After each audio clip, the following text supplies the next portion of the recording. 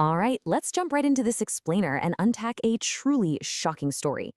Today, we're looking at the Kaishu Sano scandal, a situation that sits right smack in the middle of a massive collision between legal loopholes, global football institutions, and some incredibly intense public outrage. It's a complex, dark dossier a case, and we're going to break down exactly what the source material reveals about this wild sequence of events. We'll look at the facts, the legal mechanisms at play, and this massive, glaring disconnect between sports authorities and the fans who actually watch the game. So we've got to start with a number, 15. That is the incredibly brief number of days Japanese World Cup star Kaishu Sano actually spent in custody after being arrested for gang rape in 2024. Just 15 days for a crime that severe and violent. A number like that immediately jumps out at you, right? It totally sets the stage for the rest of our analysis because it forces us to ask, how is a timeline like that even possible? And that leads us straight to the central question driving this entire explainer. With a severe crime and a reported confession on the official record, how on earth does a player walk free and end up representing his country in North America? Seriously, how do you go from a Tokyo police cell to the starting lineup of the World Cup? Well, to understand that, we need to follow the data and retrace the steps exactly as they played out. Section 1. The incident and the expectation. Okay, let's lay out the absolute facts of what went down on the night of July 14, 2024 in Tokyo. Sano was 23, a rising star, and he had literally just signed a deal with the top-tier German Bundesliga club Mainz 05. According to the sources, he's out celebrating this huge career milestone with 2 friends and 2 women. As the night goes on, one of the women leaves early. Now, up to this point, it sounds like a pretty standard night out, celebrating a big contract. But for the remaining woman, things took a really dark turn. According to widespread media reports, that remaining woman was taken to a hotel and gang raped for hours. Sano and his 2 accomplices were arrested right on the spot near the hotel. And here's the detail that makes this whole case so highly scrutinized. According to the reports, Sano actually confessed to the gang assault right there to the authorities. Now, you'd naturally expect some pretty severe legal consequences for a confessed gang assault, but look at this timeline. He's arrested on the spot on July 14th, but shockingly, he is released from custody on July 29th. Like we pointed out earlier, that is barely over 2 weeks. The sheer speed of this release is just completely at odds with the severity of a confessed crime. So how did he get out? It all comes down to a legal mechanism known as a private settlement. Essentially, this is a legal, financial resolution reached entirely outside of a courtroom between the accused and the victim. Because Sano's legal team reached this settlement with the victim, who was a woman in her 30s, Tokyo prosecutors subsequently dropped the criminal charges. No indictment, no criminal record. He just walked free. Moving on to Section 2, the institutional response. With the legal charges officially dropped thanks to that private settlement, the Japan Football Association, or JFA, had to figure out what to do with Sano professionally. How does a massive sporting body handle a player who confessed to a horrific crime but is technically legally cleared? Well, in a move that honestly shocked a lot of observers, the JFA officially labeled this severe gang assault as a mere personal mistake.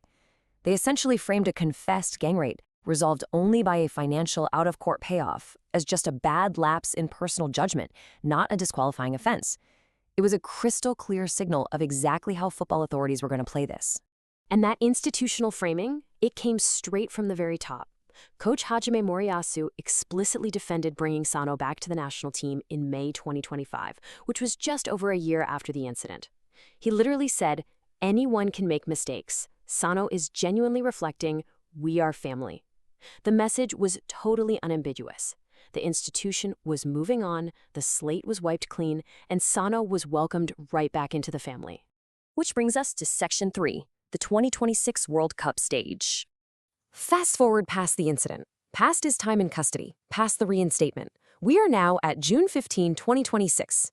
The entire world's eyes are on North America for the biggest tournament in global sports, and Kaishu Sano is officially named to the 26-player squad. Completely defying the expectations of anyone who actually followed the 2024 criminal case, Kaishu Sano didn't just make the bench, he started. He was right out there on the pitch, starting for Japan against the Netherlands. Totally legally clear to play, acting as if July 2024 was just ancient history. And you know, our sources point out that this isn't exactly an isolated incident. It's actually a recurring theme in global football. Just look at this comparison. On one side, Sano. On the other, the Ghanaian player Thomas Partey. He was charged with multiple counts of rape and sexual assault regarding incidents between 2021 and 2022. Yet, very much like Sano, Partey remained active in top-tier global football. It's a comparison that pretty clearly shows how major football institutions frequently prioritize elite athletic talent, letting players with severe allegations or quietly drop charges just keep playing at the absolute highest levels. Section 4. The public backlash. While the legal systems and sporting institutions were happy to just move on, the global public and the fans absolutely were not having it. Just look at this staggering number: over 8 million views. That is the massive reach of a single post on X. And what was the post? It was a message specifically warning women in Mexico to be vigilant, because a Japanese player previously arrested for rape was training in their country ahead of the tournament. The public square essentially bypassed the sports media entirely and became its own international warning system. Fans were expressing absolute disgust online. Commentators rightly noted that victims in Japan are often forced to settle out of sheer necessity, pointing out the glaring flaws in this kind of legal resolution. In a really stark visual protest, some fans went as far as blacking out Sano's face on his collectible trading cards, stamping them with this exact clear message: all sexual abusers should go to hell. The contrast between a national team coach calling it a mistake and the absolute fury of the fans, it seriously couldn't be sharper. So, as we wrap up this explainer, let's just take a step back and quickly review this sequence of events. Sano is arrested for gang rape. He confesses to the crime on the spot, yet he's released after just 15 days because charges are dropped via a private financial settlement. The head coach publicly writes it off as a personal mistake, and fast forward 2 years, he is out there starting a match in the World Cup. So, what's the big takeaway from all this? When you step back and look at the entirety of this timeline, we're left with a pretty chilling realization. The justice system allowed for the private settlement. The Football Association used that legal clearance to usher his return.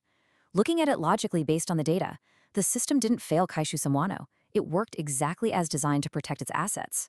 If top-tier athletic talent is enough to basically erase a confessed crime, we really have to ask, what is the true moral cost of the beautiful game?